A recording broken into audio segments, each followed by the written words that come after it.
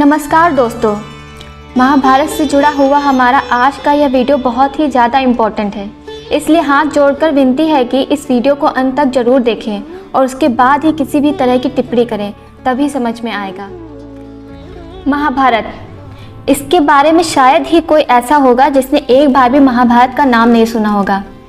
दोस्तों, महाभारत का युद्ध सच्चाई के लिए लड़ा जाने वाला इस पृथ्वी के इतिहास का सबसे बड़ा युद्ध था, जिसमें करोड़ों लोगों ने अपनी जान गंवा दी एक नए युग की स्थापना के लिए। सोचो, इतना महान इतिहास के बावजूद भी इतने सारे कन्फ्यूजन दुनिया में महाभारत को लेकर फैले हुए हैं। महाभारत को लेकर लड़ाई लोगों के बीच में क्यों है, जिस तरह से मैं समझाऊं आपको बताती हूँ।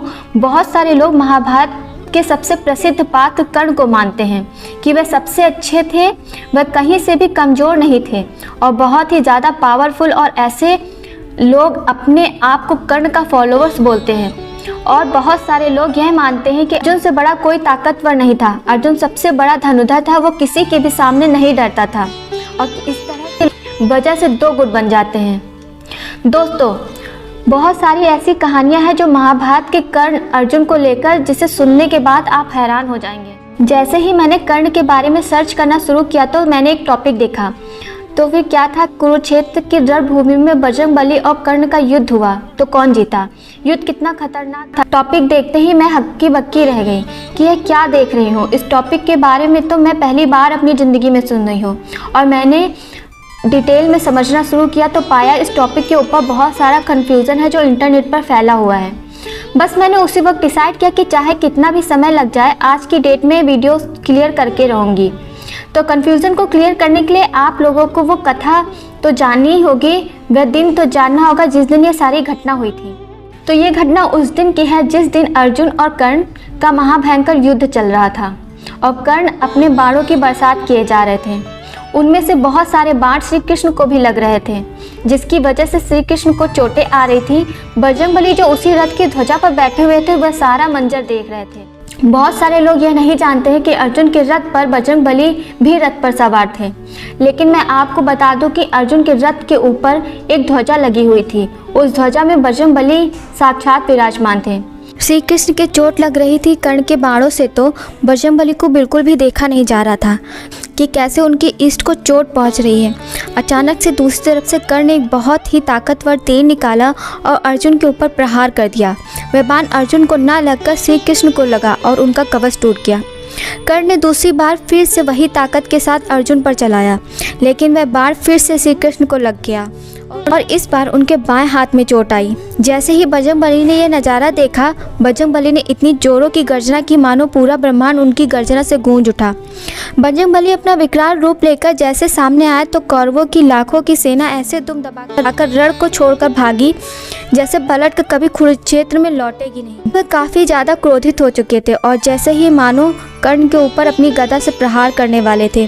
उनके इस रुद्र अवतार को देखकर पांडवों की सेना भी ऊपर से नीचे तक कांप गई थी और पीछे की तरफ भागने लगी। बजरंगबली कर्ण के ऊपर प्रहार कर ही रहे थे, तभी श्री कृष्ण ने अपना दायां हाथ उठाया और बजरंगबली को शांत कराने की कोशिश की। बजरंगबली उनके हाथों के स्पर्श की वजह से अपने क्रोध को वहीं रोक लिए, गधे को नीचे किया, लेकिन बजरंगबली का विकराल रूप अभी भी शांत नहीं हुआ था। उनके इस रुद्र अवरूप को देखकर कर्ण का सारथी ऊपर से नीचे तक जोरों से कांप रहा था और कर्ण के हाथों से धनुष बाण नीचे गिर चुके थे। कर्ण भी घबराने लगे थे कि मानो जैसे कर्ण की मृत्यु सामने दिखाई दे रही थी। अभी बजरंगबली का क्रोध ऊपर से शांत हुआ था, लेकिन अंदर से ज्वालामुखी की तरह उबल रहा था। उनकी पूंछ आसमान में लहरा रही थी और दोनों मुट्ठियाँ जोरों से बंद थीं और बजरंगबली लगातार अपने दांत को किटकिटा रहे थे। उनके स्वरूप को देखकर श्री कृष्ण ने बजरंगबली को शांत करने की कोशिश की, लेकिन बजरंगबली शांत नहीं हुए। कर्ण कांप उठा था। वैसे श्री कृष्ण ने बोला, शांत हो जा हनुमान, यह त्रेता युग नहीं है, यहाँ पर कोई भी आपके क्रोध को सहन नहीं कर पाएगा। यह सही समय नहीं है, अगर तुम इसी तरह क्रोधित होते रहे तो कर्ण तुम्हारी दृष्टि से ही भस्म हो जाएगा। श्री कृष्ण कहते हैं शांत हो जाओ, मैं कहता हूँ बैठ जाओ, मैं ठीक हूँ। कृष्ण के इस तरह दबाव डालने के बाद बजरंगबली शांत हुए और वापस बैठ गए और कुछ ही समय बाद उस दिन वाले युद्ध की समाप्ति हुई। इस आर्टिकल को जब मैंने पढ़ा, उसके ऊपर सर्च किया तो बहुत ज़्यादा हैरानी हुई कि अगर यह सचमुच में सही है तो कितना भयंकर मंजर रहा होगा, कितना डरावना रहा होगा। मैं कह रही हूँ कि सचमुच क्या हुआ होगा, क्योंकि ये कंफर्म नहीं है पूरी तरह से। आइए इस कथा को डीप में समझने की कोशिश करते हैं। इस कथा में कितनी सच्चाई है, आपको क्या लगता है? मैं समझाने की कोशिश करती। सबसे पहली बात, जब कर्ण अर्जुन के ऊपर तीर से प्रहार कर रहे थे तो बहुत सारे तीर श्री कृष्ण को भी लग रहे थे। चलो हम मान लेते हैं कि बहुत सारे एक साथ तीर चलाए जा रहे थे, तो कुछ तीर श्री कृष्ण को लग रहे होंगे, क्योंकि तीरों की मात्रा बहुत ज़्यादा थी। जैसे ही हम थोड़े इस प्रसंग में आगे बढ़े तो हमें बताया गया कि कर्ण ने एक ताकतवर तीर से अर्जुन के ऊपर प्रहार किया और वह तीर अर्जुन को न लगकर श्री कृष्ण के कवच पर जा लगा, जिससे श्री कृष्ण का कवच टूटकर नीचे गिर गया। आप सोच सकते हैं कि कर्ण का निशाना इस तरह से चूकेगा, किसी भी तरह से पॉसिबल नहीं था। कर्ण जो इतिहास के सबसे बड़े धनुर्धर में से एक माने जाते हैं, उनका इस प्रकार से निशाना चूकेगा कि वह एक योद्धा को न लगकर उनके साथी को लग जाए, मुझे नहीं लगता। एक घड़ी के लिए पॉसिबल भी नहीं है। हम गलती से सोच भी लेते हैं कि दूसरी बार कर्ण ने बाण उठाया, फिर से अर्जुन के ऊपर प्रहार किया और दूसरी बार फिर से महाबली कर्ण का निशाना चूकेगा। यह नहीं हो सकता। यही पर प्रश्न मुझे गलत सा लगा। अब इसके बाद बजरंगबली की बात करेंगे।